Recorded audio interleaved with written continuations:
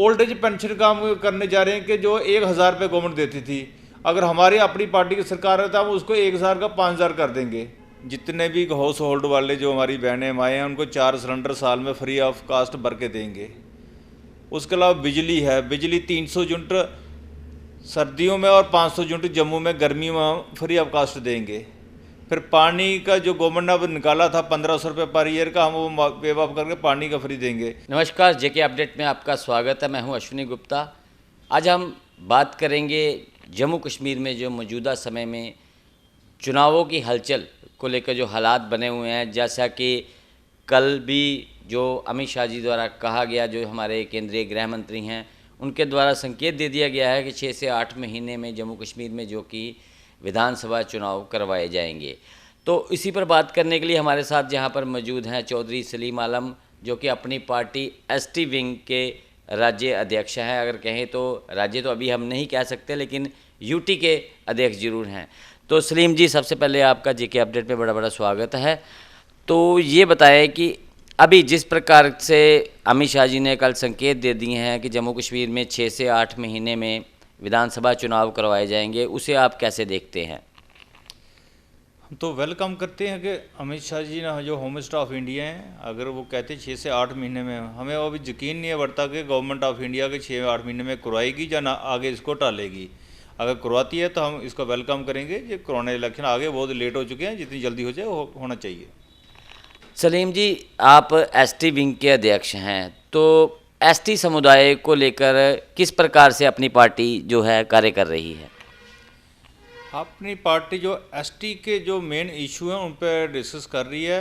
अगर कल को खुदा ने कहीं टाइम दिया अपनी पार्टी को गवर्नमेंट में, तो जो एसटी के सालों से जो इशू हैं पेंडिंग, पिछले 70 साल से जो इशू पेंडिंग हैं, उनको सारे रिसॉल्व करने की कोशिश करेंगे। चाहे वो आपका जो फॉरेस्ट राइट एक्ट है वो भी ज़मीन पर अभी इम्प्लीमेंट नहीं हुआ है, पेपर पे हो गया मगर ज़मीन में नहीं पहुंचा, उसको प्रॉपर इम्प्लीमेंट किया जाएगा।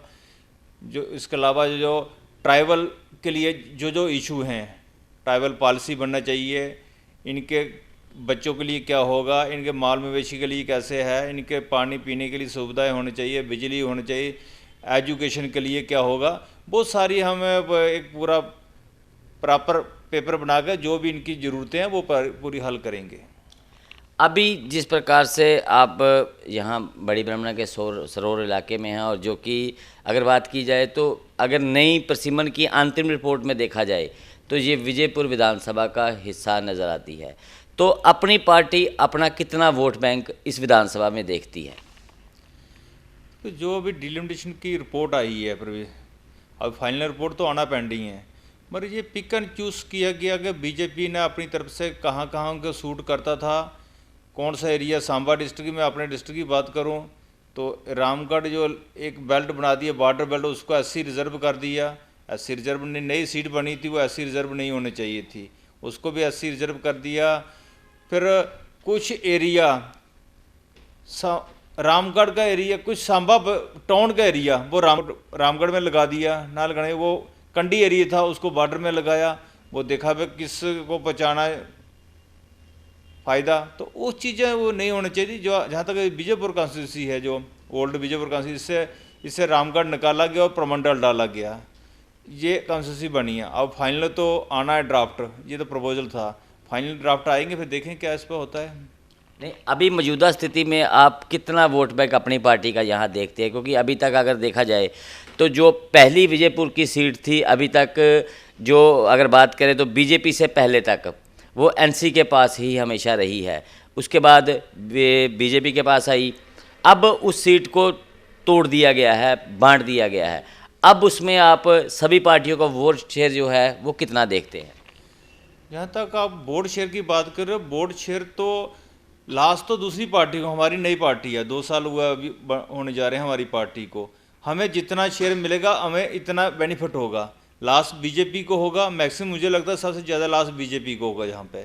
फिर एनसी को भी लास्ट होगा, एनसी का जहाँ कैंडिडेट कोई नहीं रहा, जो कैंडिडेट थे वो जहाँ से चले गए, तो सबसे ज़्यादा लास्ट तो बीजेपी को, जो सिटिंग एमएलए उसको लास्ट होता है। हमारी अपनी पार्टी को जितना फ़ायदा ही होगा। ऑलमोस्ट आज की डेट में जाए तो हम 25 से 30% वोट शेयर पे हम बैठे हुए यहाँ इस कॉन्स्टिट्यूंसी में, तो मेहनत कर रहे हैं, हर एरिया में जा रहे हैं, चाहे वो प्रमंडल एरिया खड़ा मडाना है, कटवालता है, द्योन है, चाहे उत्तरबैनी है, चाहे बाड़ी बडोड़ी है, स्मेलपुर है, मीन सरकार है, बड़ी ब्राह्मणा है, रायस चानी है, बगुना है, पटली मोड़ तरोड़ है। हम तो हर एरिया में जा रहे हैं अपने लोगों में, हिंदू हो, मुसलमान, सिख, ईसाई, हम सभी के पास जाएंगे, सभी से बात करेंगे। बात तो जहाँ बीजेपी की और नुकसान तो उसको हो रहा, हमें कोई नुकसान, हमें फ़ायदा ही हुआ इसका। हमारा पार्टी का वोट बैंक दिन ब दिन, डीडीसी इलेक्शन में हमने इलेक्शन लड़ी थी तब भी हमारा वोट इनका लिया था, हम तीसरे नंबर हम थे। आज हमारा वोट दिन ब दिन बढ़ रहा है। लोग पता है, लोगों के अल्ताफ बुखारी की जो पॉलिसी है उससे लोग मुसत्तर होकर वो अपनी पार्टी में लोग ज्वाइन कर रहे हैं। काफ़ी लोगों ने हमारी जहाँ तक एसटी कमेटी है वो काफ़ी तो ज़्यादा मात्रा में जो अपनी पार्टी लोगों ने ज्वाइन कर ली है, काफ़ी लोगों ने। तो हमने काफ़ी जो लोगों के लिए वेलफेयर के लिए स्कीमें वो मैनिफेस्टो में डालेंगे, जैसे कि 4 सिलेंडर, जितने भी हाउस होल्ड वाले जो हमारी बहनें माएँ हैं उनको 4 सिलेंडर साल में फ्री ऑफ कास्ट भर के देंगे। उसके अलावा बिजली है, बिजली 300 यूनिट सर्दियों में और 500 यूनिट जम्मू में गर्मियों में फ्री ऑफ कास्ट देंगे। फिर पानी का जो गवर्नमेंट ने अब निकाला था 1500 रुपये पर ईयर का, हम वो वेव ऑफ करके पानी का फ्री देंगे। फिर एग्रीकल्चर जो लोग हैं, जो छोटे जिम्मेदार हैं, उसके लिए पंप सेट के लिए, तो पंप सेट के लिए भी हम उसके लिए फ्री ऑफ कास्ट जो 3 HP तक जिसका एग्रीकल्चर पंप सेट होगा उसको फ्री हम देंगे कि ये इसको ना इससे रेंट लिया जाए। जो पेंडिंग बिजली का हम वो भी सोच रहे हैं, जो बिजली के पेंडिंग लोगों के बहुत से मसले हैं, अब तो प्राइवेटाइजेशन होने जा रही है, उसके लिए भी हम इसको करेंगे, कहाँ से लोगों को पैकेज रिलीफ दे पाएँ, कितना माफ़ कर पाएँ, वो भी सोच रहे हैं। फिर ओल्ड एज पेंशन है, ओल्ड एज पेंशन का हम करने जा रहे हैं कि जो 1000 रुपये गवर्नमेंट देती थी, अगर हमारी अपनी पार्टी की सरकार है तो हम उसको 1000 का 5000 कर देंगे। तो वो भी काफ़ी ओल्ड एज पेंशन है, विडो है, हैंडीकैप पेंशन है, वो लोगों को रिलीफ मिलेगा। तो लोग हमारी पार्टी से जुड़ रहे हैं। उसके अलावा हम वो एजुकेशन पॉलिसी पे हम काम करने जा रहे हैं, जैसे कि दिल्ली में सरकार, दूसरे स्टेटों में एजुकेशन फ्री हो। और एजुकेशन सिस्टम जो ख़राब हो चुका है हमारा जम्मू कश्मीर का एजुकेशन का, कि प्राइवेट स्कूल में तो हमारे हम गरीब आदमी दिहाड़ी वाला प्राइवेट स्कूल में अपने बच्चे डालता है, मगर गवर्नमेंट स्कूल में अपने बच्चे नहीं डालता, उन्हें पता है। हालांकि गवर्नमेंट के स्कूल के जो टीचर हैं वेल क्वालिफाइड हैं, फिर भी हम प्राइवेट स्कूल, हम वही गवर्नमेंट स्कूलों को स्मार्ट क्लास से बनाएंगे, वहाँ सिस्टम अच्छा होगा, उनको पूरा हिसाब लिया जाएगा कि क्या टीचर है, कितना पढ़ा पा रहे हैं, रिजल्ट क्या है। तो वो गवर्नमेंट स्कूलों का भी सिस्टम सुधारने की कोशिश करेंगे। वो पाइपलाइन में प्रोजेक्ट हैं। इसके हेल्थ का भी हमारा प्रोजेक्ट पाइपलाइन में, हम क्या अपनी पार्टी क्या क्या हम हेल्थ में कर सकें।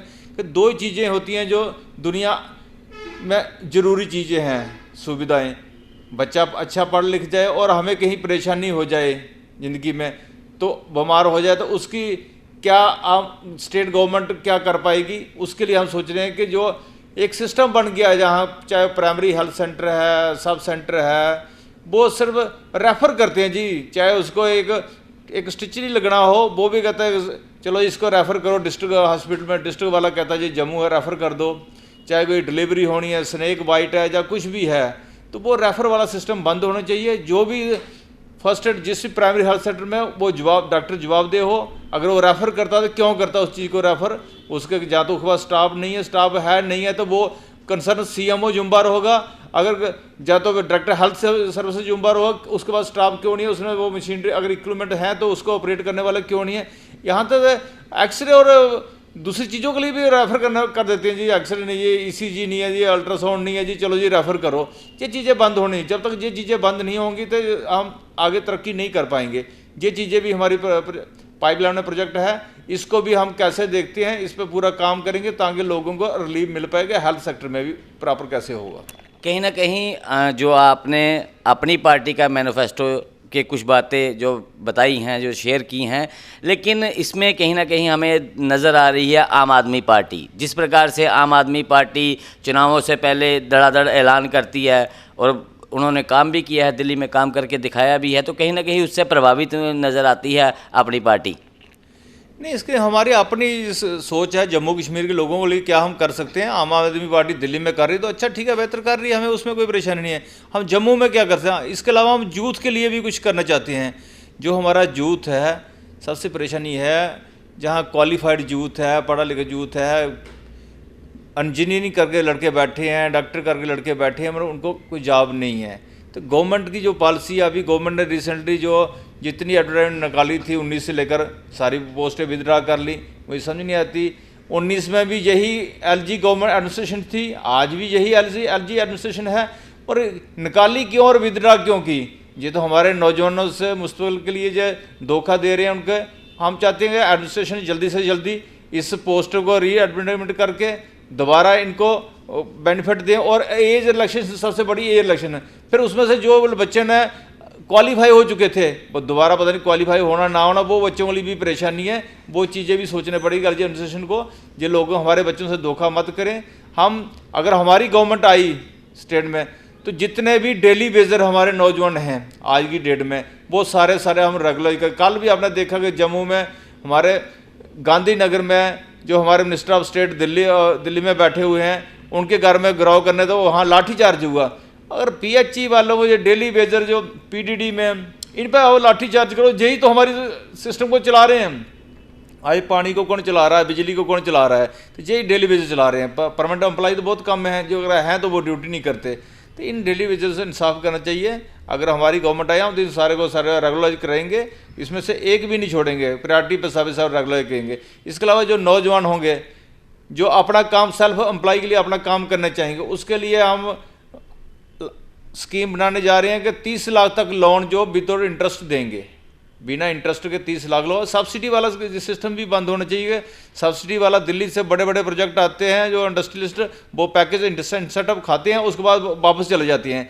तो हम चाहते हैं कि जो हमारा जो यूथ JNK का यूथ है उसको इंडस्ट्री लगाने का मौका दो। जो 30 लाख तक है वो विदाउट इंटरेस्ट उसको लोन मिले, उसका जो बड़ा प्रोजेक्ट है उसको पूरे इंसेंटिव भी मिले। तो तभी जाकर हमारा, जब तक हम अपने यूथ को नहीं सोचेंगे तब तक हमारा ये इंडस्ट्री नहीं बढ़ पाएगी। ये इंडस्ट्री दोबारा बैठ जाएगी जैसे पहले बैठी हुई है।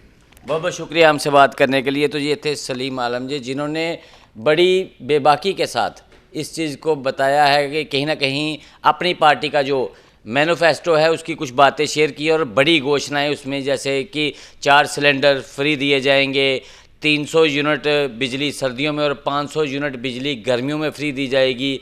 उसके साथ इन्होंने जो पेंशन वाली बात की है, बुढ़ापा पेंशन हो जाए, किसी प्रकार की कोई पेंशन हो तो वो 1000 से बढ़ाकर 5000 कर दी जाएगी। कहीं ना कहीं अगर अपनी पार्टी की सरकार बनेगी तो जम्मू कश्मीर के लोगों के दिन फिरते हुए नज़र आ रहे हैं। तो मुझे अश्विनी गुप्ता को, कैमरामैन शबीन थापा के साथ दे इजाज़त। आप जुड़े रहे JK अपडेट के साथ। JK अपडेट रहे हमारे साथ। अगर आप ये वीडियो YouTube पर देख रहे हैं तो हमारे YouTube चैनल को सब्सक्राइब करें और बेल आइकन को क्लिक करें। अगर आप ये वीडियो Facebook पर देख रहे हैं तो हमारा Facebook पेज लाइक जरूर करें।